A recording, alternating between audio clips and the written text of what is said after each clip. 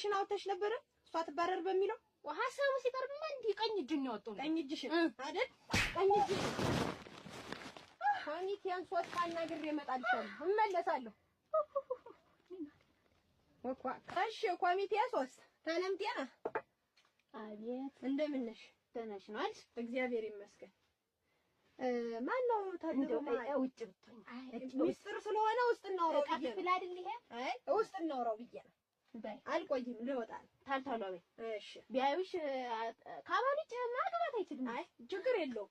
በይ እኔ የምለው ማን ነው ታለመመ ቤት ትባረር ብሎ በዋነኝነት ደረጃ ሐሳቡን ያመጣው?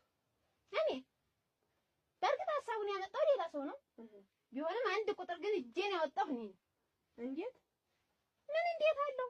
ባሳየሻቸው የምግባር ጉድለቶች እንደው ሌላው ይቅር በቀደሙ ሁለት ጥገት እያለሽ ለታመመችዋ ሴትዮ ለዛች ላሮጊቷ ሴትዮ ለሰፈራችን ለሷ በተራ ወተቱ ሰዱ ይባል አንድ ቀን ሰጥቶሽ ትቀሪያለሽ።